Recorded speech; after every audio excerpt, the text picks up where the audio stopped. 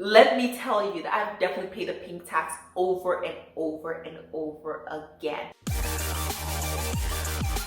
Hello everybody and welcome back to my channel, and if this is your first time here, hello, welcome. This is Essential Patience and I am Patience, and in today's video we are going to be talking about a discussion I've been meaning to have. It is something that is affecting a lot of women. Being a woman is expensive. We're going to be talking about things that women just need in society, and then we're going to talk about expectations of what women are expected to have in terms of also presenting yourself and how to carry yourself, and then the pink tax that is all wrapped up in it. As a woman, just the basic things that we need, we are often upcharged, and sometimes you don't even notice it till you walk around and like look at the men's section and you're like, oh my goodness, why is it different for women? Why are we being sold the same product, sometimes even a worse quality, for more money? So let's talk about it. Why is being a woman so expensive? And before we get into the topic, remember to like this video, subscribe to my channel if you haven't already, and let's get straight into it. And I have a lot to say. Let's talk about the basic things that women need. There's some things that we require as a woman we don't get for free. I think now several states have passed a law that you can't tax certain feminine products like for the menstrual cycle that women need. But even then, I've heard some people saying that, why is it not free? Why is it so expensive? And that's just one of the things that we take for granted that we have access to. Because there are other parts of the world where women don't have access to it. And women are often made to feel ashamed of something that just naturally happens, that it's not really talked about. And because 50% of the world population doesn't experience a menstrual cycle, they don't understand what you go through in order to even get it. I'm frustrated sometimes that we're not really thought upon because we're a minority. And in case you didn't know, women are a minority in the world. I've heard a lot of people say there's 7 women to every 1 man, or there are twice as many women as there are men. That is not true. Statistically speaking, there are more men in this world than there are of women. For every 100 women born, there are 104 guys born. And then also it's been affected by, for example, China, where there was a neighborhood quota, or you've heard as like a one-child law. And because of that, a lot of people would rather want boys than girls. And so that definitely took the population of women to be much below that of guys in there. But just naturally speaking, the natural order of the world, there are more men than there are of women in the world. And some countries even have like crazy men to women ratio where they're like 120 men for every 100 women. Who knows, if you're looking for a husband, maybe it's time to move up there. But going back to it, because women are a minority and oftentimes women issues and things that are exclusively related to women are not often talked about, it's meant to be seen as a shame. It is meant to be seen as something that should be kept quiet and almost immoral to talk about. Women have suffered from getting insufficient resources in order to get the basic things they need to survive day to day. And a lot of governments have not done a good job of making sure that corporations can't over profit from basic necessities. And that's exactly where we are. But this is even just the beginning. And this is because there is the basic things that you need, but then also the things that society expects you to have in order to be presentable. Oftentimes when men are disheveled and they're not in the most hygienic state, it's considered okay. Oh, boys will be boys. They don't moisturize. They don't use deodorant. Like, it's like so many excuses as to, oh, you know, when he gets married, his wife would fix him up. But then as a woman, you don't get that exact same grace. There's no excuse as a woman to be disheveled, to not be put together, not to look nice. Even sometimes when you go in your natural beauty, like, that's not enough. You should have gotten your hair done. You should have gotten your nails done. All these things in order just to meet the standard that the world puts on women today is very expensive. Men's haircut costs so little for the most part compared to women getting your hair done. And these are the things that adds on that just makes being a woman expensive in the world. Mind you, women get paid less than men. The gender pay gap is still existing today. Don't think that it's 2023, things are fixed, everything's all right. That is not true. In some countries it's better than others. In the United States it's definitely gotten better, but there's still a gender pay gap. meaning that as a woman, it costs more to be a woman, but then you get paid less because the world doesn't appreciate our value and our hard work as much as they do men. A basic product that made me realize this aspect of it was razors. And a lot of times, for whatever reason, razors are gendered, just like many products. Shampoos, conditioners, soap, body wash, you know, all those things, they just seem to be gendered, especially when you start moving towards like middle class and upper class. Like a lot of times in the most basic form, it's not gendered, but then once you start moving up in price range and quality, supposed quality, then it starts being gendered. I remember, you know, for the longest time using women's razors, it sucked. When I tell you they suck, they suck. The blades are not sharp. Oftentimes they're overpriced, so you get a pack of like 4 or 5 razors for like 20 bucks. While the men, the one I choose, it's like a pack of 8 for literally $6. Can you believe it? Just like the most simple, and they work so much better. I remember watching a video, somebody said, do not use women's razors. Go to the men's section and get them because they're much better quality and they're cheaper price. And I tried it. I was like, wow, I've been bamboozled for years. And this is where several talks of the pink tax comes in. That one actually looks worse. The women's one, even though like it seemed so comfortable and I like the way it felt, it actually doesn't look as good in the end. Who's the winner for that? This feels better, but this one just worked way better. So I would say that the men's was the winner for this one. This one won, no doubt about it. This one I would never use. Like I'd probably, like this, if this is all I had, I'd probably just end up wearing pants. So far it's been like men's razors that are the ones that work better, right? So far, yeah. Wow, maybe the myth is true. So I found the definition that I thought best encapsulated the entire topic of like the pink tax. The pink tax refers to a phenomenon where products marketed towards women are higher priced than similar products on the market towards men. This price disparity is often observed in personal care products, clothing, and other customer goods. Studies have shown that women's products such as razors, shampoos, and deodorants can cost more than equivalent products on the market for men, even though the ingredients or functionalities are similar. For some reason, it's like we're two different species. Even though men and women have a lot of similarities, there is no reason why women's razors should be costing 3 times as much versus that of men. The pink tax can also be referred literally to the pink tax, like when you're trying to buy something that's pink, it costs more. And I, as a person and a lover of pink, if you can't tell, I mean, come on, how can you tell, right? Let me tell you that I've definitely paid the pink tax over and over and over again. But even just in my basic life, there is no reason why the basic things that we need should cost significantly more just because it's feminine, because it's a woman. And we see this also with clothing. Men's clothing seems to be more sensibly priced, even when it's like getting a nice suit for like your wedding day, get it at a good price. And not to mention that they can wear that suit over and over again. But for women, the wedding dress, you would think they were weaving that wedding dress out of some platinum gold or something, because it is so pricey. Sometimes when you can find a similar style of dress just in a different color or a different regular dress for 10 times cheaper, but because it's a woman and because it's a wedding day, you get priced so much more. I definitely want to break it up into functions, and this goes back to being presentable and what society markets towards women. When it's time to go to a function, whether it's prom, but especially for like your wedding, you get upcharged just by saying it's your wedding. And that's one of the most predatory things about the wedding industry as well. Maybe one day I'll do a full video on the wedding industry. But as a woman, you are going to get your makeup done, because a lot of women do get a makeup done, you know, a nice bridal makeup done. The professional would upcharge them 2-3 times as much just because it's their wedding.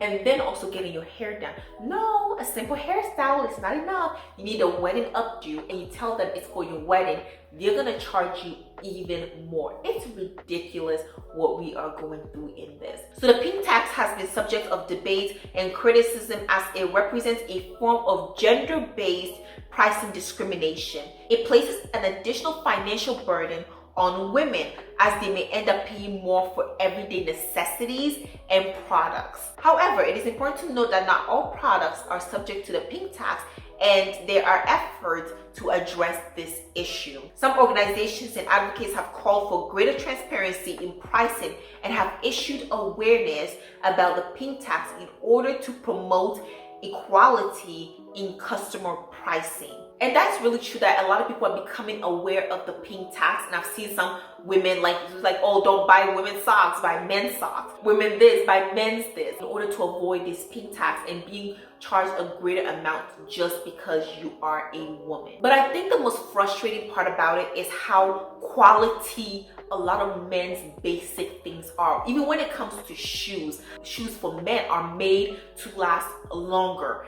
Versus women, a lot of our stuff break. A lot of our things that we get, like just because it's a high heel, now it's all of a sudden the price goes up. But even if it's like just a basic tennis shoe, men's versus women, the women seems to cost more. Even if it's the same color and type, the quality may not just be there. But even if it's the exact same quality, the women's cost more. And it is frustrating. Let me know in the comment section if you have experienced this and what your thoughts on this are. Let's go and talk about more products that women have to spend on, because the world is not a fair place. So of course, I've already talked about the menstrual needs and how it is a big part of most women's lives, because let's be honest, most women, even though people will always be like, oh, what about the women who can? For most women, it is a significant part of their lives, and it happens on a monthly basis. So it's not something that we can escape, and it's definitely not a choice. So that is one of the reasons why we really need to talk about this, and how much transparency about when it comes to this, and how much corporations should be able to benefit from women's basic needs. But now let's take another direction of, similar, which is the healthcare aspect of being a woman, and how expensive it is being a woman who receives healthcare. Healthcare in the United States is a privilege. It's not a right. You don't have free healthcare. Of course, they have like Obamacare, but overall, healthcare is really a privilege. And as a woman, you're going to go through a lot in your lifetime. And now today, a lot of women, of course, go to their OBGYNs, and then the process of giving birth, which is very complicated and expensive. We don't talk about how expensive it is to have children. When the birth rate is down, people are just like, oh, have more kids. Nobody's talking about the thousands of dollars you have to spend to give birth to children. And that's why ideally it will be in a two-parent household, and you have more likely not to be below the poverty line if you are married. And that's just a fact. In fact, one of the 3 things that you're told in order to ensure that you never fall below the poverty line is to graduate high school, to get married, and to have kids after you get married. Even in ideal situations, it can be super expensive. And just the healthcare system of it all, for a lot of women, especially Black women in maternity, it sucks. Black men are 3 times more likely to die during childbirth than white women. And why is that? Because a lot of them are not listened to.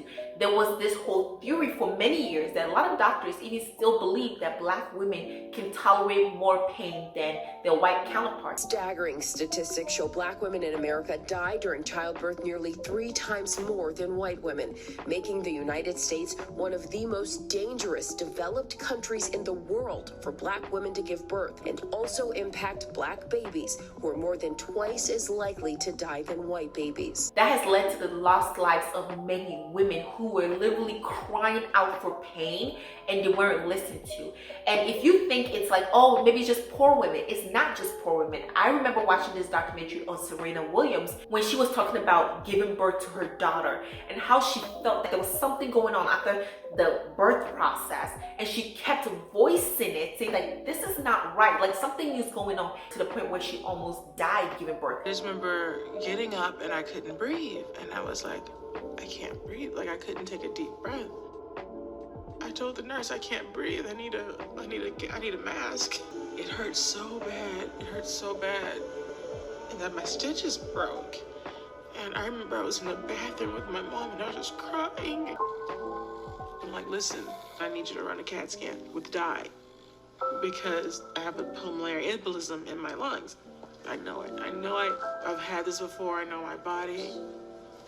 She was undoubtedly battling for her life, and I was terrified that she might die. But fortunately, because she advocated for herself, they ended up taking her in for a CAT scan and they found the pulmonary embolism. And this was a multi-millionaire. Like, Serena Williams is one of the greatest athletes in the world and a long legacy, and she's in very good health from what we can see. She had a very long career, over 2 decades playing tennis. So she definitely knows her body and she's used to great health care, but even she suffered from it. So what about the average women who don't have access to good health care and are not being listened to? Those Black men are being overlooked, and there's so many devastating stories of it. And another story that was painful to hear was during COVID, a doctor, she went to the hospital to talk about not feeling right, and it was a whole thing. I would definitely recommend that you listen to her because she had a few videos that she recorded speaking up as a doctor. They didn't listen to her and she died, unfortunately. Has shown stark new light on racism in medical care. We begin with a now viral video recorded by Black physician Dr. Susan Moore and posted to her Facebook earlier this month, in which she describes racist treatment by medical staff at a hospital in Indianapolis who did not respond to her pleas for care despite being in intense pain and being a doctor herself. Dr. Moore says she had to beg to receive the antiviral drug remdesivir and pain medication days before she would die. He said, you don't need it. You're not even short of breath. I said, yes, I am. Then he went on to say, you don't qualify. You should just go home right now. And I don't feel comfortable giving you any more narcotics. I was in so much pain from my neck. My neck hurt so bad. The CT went down a little bit into my lungs, and you could see new pulmonary infiltrates, new lymphadenopathy all throughout my neck. Dr. Susan Moore died due to complications from COVID-19 on December 20th. And these are the disparities that comes with being a woman in healthcare, but then especially being a Black woman seeking healthcare. You're often overlooked. Historically speaking, healthcare had not been focused on taking care of Black people, but rather white people. And so even during times of slavery, Black women were being operated upon. Like when you talk about the father of OBGYN, they literally had to, in recent years, like I think take away some of his teachings, so like stop giving too much credit. He would have Black women give birth, basically when he was like documenting the birthing process in order to help women. And his teachers has helped women today, but it often benefited white women because even when he could give them anesthetics to like reduce the pain, he refused to do so because he didn't see Black women as women who deserved to experience less pain. The success of James Marion Sims earned him the nickname of the father of modern gynecology. But his legacy is marred by the fact he earned it on the backs of Black slaves through non-consensual human experimentation without anesthesia. To this day, Black people are less likely to get the same treatment in terms of pain medication. They're more likely to wait longer in the emergency room. They're less likely to be taken seriously. It's a holdover from the days of slavery. And he used that as his teaching. And so a lot of these have like racist backgrounds, and it has really affected and claimed the lives of many Black women in seeking health care. On a much lighter note is moving towards beauty and personal care. Now everybody should take care of themselves, of course, and I am a big advocate for self-care and personal care. Hygiene is very important, but there's also societal pressures when it comes to women taking care of ourselves and what is considered presentable. So a man taking a shower, he moisturizes, hopefully, deodorant, puts on his clothes, he comes out. As a woman, it's like, oh, you didn't shave or wax, laser hair removal. Like I've been getting so many things for laser hair removals. I'm like so sick of it. It's like one of those things that is geared towards women. It's like, oh, as a woman, you should be hairless and like have no hair on your body or anything. And even when it comes to hair and makeup and just beauty products, makeup is super expensive. And now every celebrity seems to have a makeup line. Everybody has a makeup line. Like who doesn't have a makeup line, hair care line? Even skincare, women have a lot of hormonal issues, which does affect our skin because men, I think, run on like a 24-hour cycle, and then women run on a 28-day one. I didn't know till much recently. Even when it comes to the way we smile, how white your teeth should be, a lot of things that men get grace on, we just don't, and it's expensive. It's really expensive, and I know now some guys are choosing to partake in that, but overall the expectation for most men is not there versus women. Now if we see women who don't shave their underarms, well, it's not something that I would personally do, people pass judgment on them for it. We really need to start having open conversation on, because it's really not fair when we have different expectations, especially for a historically oppressed group of people, that we've not listened to what they need, and our needs as women have not been addressed in society. Moving on to clothes and fashion, we can definitely tell this when you watch like red carpets or wedding day, proms, big events. Most men come in suits, okay? A man can have one good suit and then that's it. As long as he takes care of it, he's practically set. For women, when you're posting, people are like, oh, like, are you a double offender, which means you're wearing the exact same outfit twice, as if we have unlimited amounts of clothes, or we all get like a 28-day supply of clothes every single month. This expectation that women are always supposed to have a certain type of clothes, and you're not supposed to wear the exact same clothes twice, because nobody says men are not supposed to wear the exact same suits twice. Overall burden to always be put together in a certain way, and the costs are very expensive, and it's also damaging. Because on one hand, let's talk about buying good quality things that cost a lot of money. I have decided like I wasn't gonna pay for clothes above a certain price, and I would just getting my clothes made because it's couture, it's better quality. You know, I know the person who's doing it, and I can get more for my money than buying overpriced clothes. But also, I'm a minimalist, so I get a few pieces of clothes to add to my closet every single year, versus what is promoted in society, where women are moving towards a lot of fast fashion because they don't want to repeat the same outfit multiple times. So they're like moving towards these unsustainable practices of buying clothes, cheap clothes that don't last. And they use it for a couple of times, it's ruined, they don't want to post many photos in it, and then they toss it or give it away.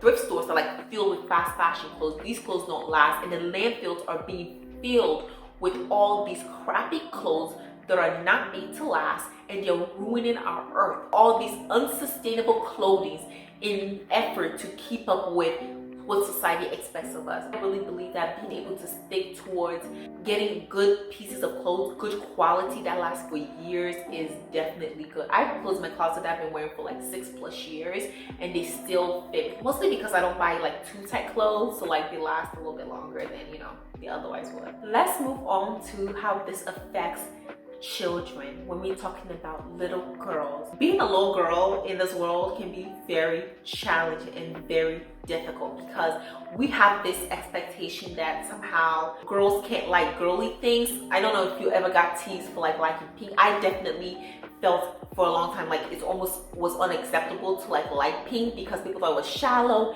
Things that women naturally enjoy are seen as not good enough in society versus that of men. So for example, when Twilight came out, a lot of women loved Twilight. They had the Twilight moms, and then they had like all these young girls who were going crazy over the books and the movies, and that was seen as like being crazy and just like unsophisticated. But then when you go to say football games or soccer games, and men are literally painting themselves in the colors of soccer players or the soccer teams, and they are living vicariously through these players that they've never met, it is seen as passionate. Like I've literally watched a video of like men toss a whole TV because his team lost, and that was not seen as crazy. But for girls just enjoying girly things, sometimes it's seen as, oh, that's shallow. And so we have that aspect. But then also when we talk about toys for girls, they are pricier than toys for guys. And just the color, the pink, again, the literal pink tags, because it's pink, it costs more. Having a girl just seems to cost more money, because all of her toys, all of her clothes, the cute little girl dresses, like it just costs more money than simple clothes and more durable clothes that are made for that of guys. Even like the sparkly clothes, sparkles fall off and it's almost like, oh, you can't wear it anymore. So those are the things that we definitely need to speak up more about, and I definitely want to start that conversation on. And I hope in the future I can make a total video about young teenage girls and how basically there's like not much left for them. I feel like it's so sad these days. When I was growing up as a teenager, which was not that long ago, I still feel like we had more things. Teenage girl memories. Like I think what it was like the Disney Channel shows that I can talk about with my friends, like we all remember, or like the young artists that were not our age, but they were like geared towards young women that we remember, or like teen movies that were actual teen movies we all just loved. But I think today when young girls turn like 12 years old, they don't have young teenage girls or young pop stars who are geared towards children.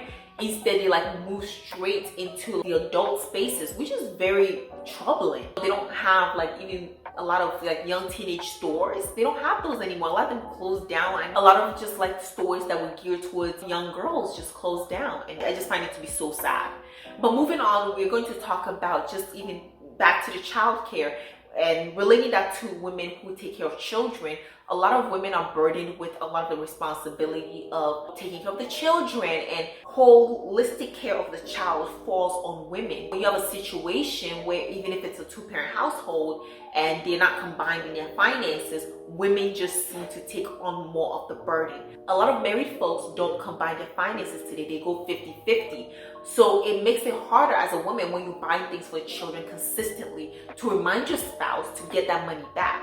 So you end up taking on a lot of financial burden of taking care of the children, even though you have married and you have two-income households, because a lot of households today are egalitarian, meaning people go 50-50. So even if they have like combined finances in certain aspects, and by that I mean like combined checking account, but then they have their separate accounts, they still go more towards the 50-50.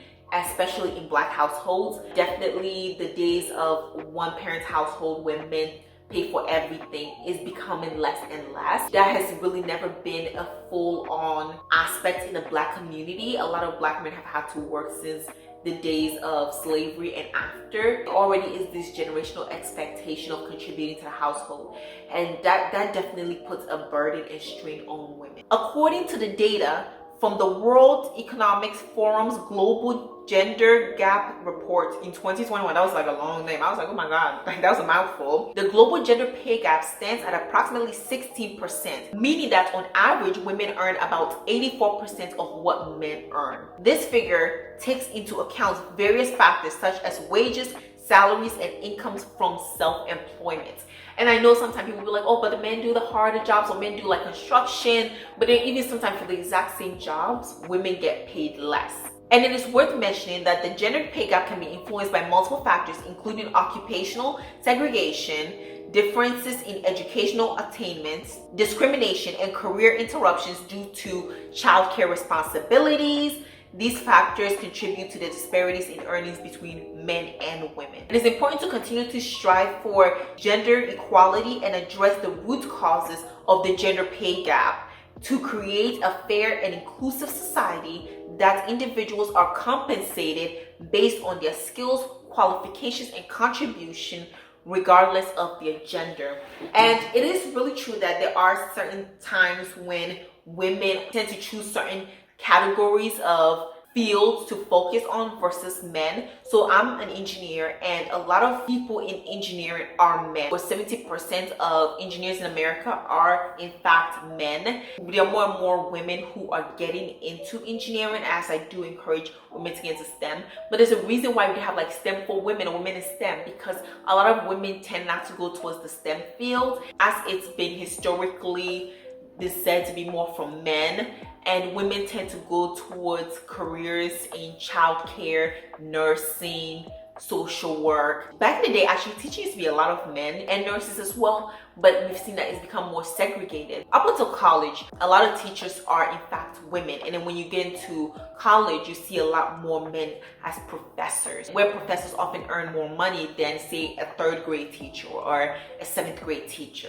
So there are those disparities. What can we do? You know, what as a woman can you do in order to not fall victim to the pink tags and to gender pay disparities. What can you do in a world where it's just expensive to be a woman? And honestly, I don't have a full-on solution because it is bigger than myself. And like I said, I fall prey to the pink tax all the time. You know what? I'm a sucker for a gendered shampoo, okay? A shampoo for a woman, I will take it. Feminine things and like things that are geared towards women.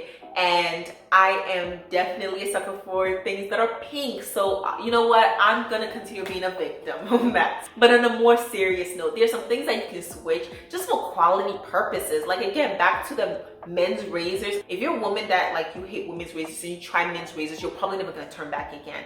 That is something that I can definitely recommend. I would ask any man to try a women's razor and then tell me the quality. Most of them sucks. I know that there's some that they're like trying to do better, but I just don't understand why they don't make razors non-gendered. I know men are said to have like thicker skin or like thicker hair, but come on, like just rate them according to thickness instead of just full on giving us the horrible razors. Price check certain things, like maybe if you're getting a shampoo and then you're like, okay, let me go to the guy's side and see. But oftentimes there's not much that you can do unless you want to full on move on to the other side, which for most women is not realistic. It's definitely not realistic for me. So instead I am being more cautious about where I spend my money, how I spend my money, and making sure I take care of things that I already have to make them last, so I don't have to, you know, buy it often.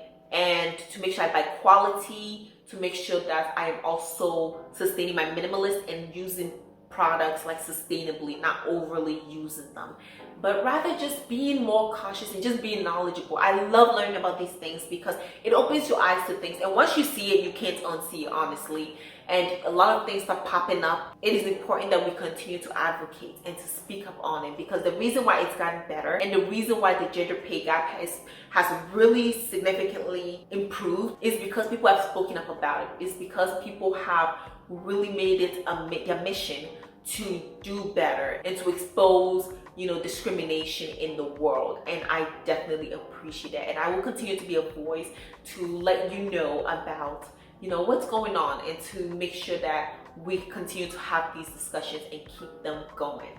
So that's the end of the discussion, you all. I hope you enjoyed. Let me know if you enjoyed it.